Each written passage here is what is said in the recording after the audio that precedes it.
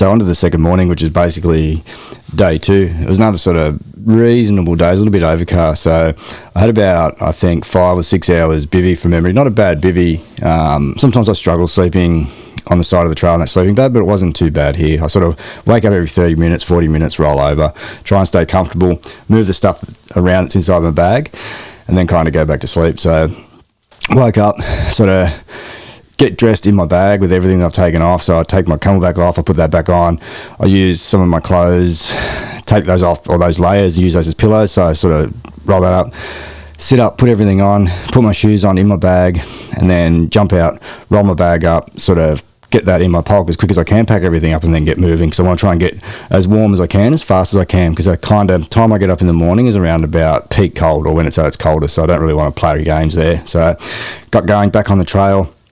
I started heading towards Finger Lake again, which was about 11 miles or kind of 17 kilometres. So I knew that'd take me that kind of 4-hour mark, maybe a little bit longer. So it's a little bit overcast on this day, and then sort of it started to snow a little bit. So it was kind of light snow for a couple of hours. It didn't really affect the trail too much because it probably covered maybe a centimetre or two. So it didn't really slow the going down at all, sort of thing. So I knew once I got to Finger Lake, from there I had around 29-30 miles to go to get up to Puntilla Lake or Winter Lodge. So get up there, and that's the point where you start to, or you set up to try and get across Rainy Pass. So my plan was to get to Finger Lake before lunch, stop there, rejig, have a little bit of a break, have something to eat, and then kind of push as hard as I could to get as far as I could towards Puntilla. So last year, or the previous time I was up here, I bivvied halfway up the range or the hill there.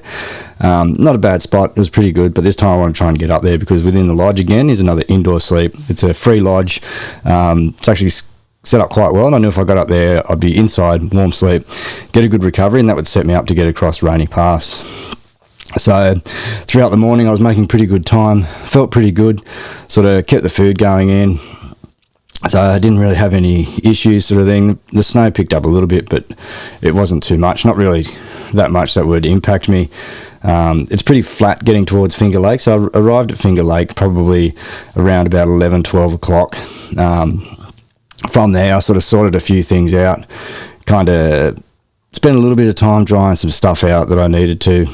Had a good feed, sort of. That was one of the points where there's drop bags, so I resupplied the drop bag that I had there, a little bit of food, sort of rummaged through the drop bags that people hadn't collected, so I stole some of their food or some of the goodies that they had that were better than the stuff I'd packed. And then from there repacked my polk, and then got going towards Puntilla. So it starts off pretty flat for probably around about 10 miles, and then you drop down into the river, and then there's some big climbs out of there. So upon leaving Finger Lake, there's a sign there that says 852 miles to Nome, so not really a reminder that I was keen to see, but at least I was making progress.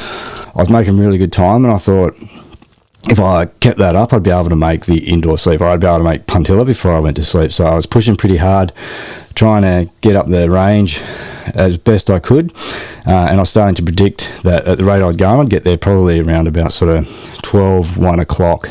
So as I was going, I sort of kind of stopped for a short break around about dinner time.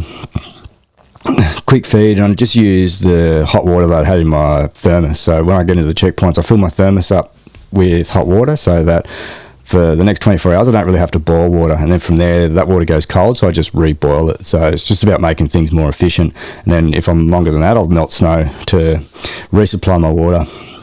So once I was sort of going up, nighttime, or sort of dark came in when I was about halfway up the hill, and I was a little bit further out than I expected, so I was pretty keen to push, so I pushed through the night. Started to get pretty fatigued around about sort of 11-12 o'clock, and to be honest, the trail just seemed to climb forever. It just seemed to be one more peak after I went over the next one, and there was one more peak after that, and then eventually I kind of got up to the plateau where the lake is on around about 2 o'clock. And then arrived at the shelter cabin probably around about 2:30. So it was pretty dark in there. Went in, kind of found an empty bunk, sorted my stuff out as best I could. I knew I'd have to do a little bit more in the morning. Got myself warm under a blanket, and then went to sleep. So from there, it was pretty late, so I knew people would be getting up early to get a good start on getting over Rainy Pass. So I figured I had maybe 3-4 hours of undisturbed sleep, maybe 5 to 6, with a little bit of disturbance in there. So got to bed as quick as I could, tried to get a good sleep, and then set myself up for another big day the following day.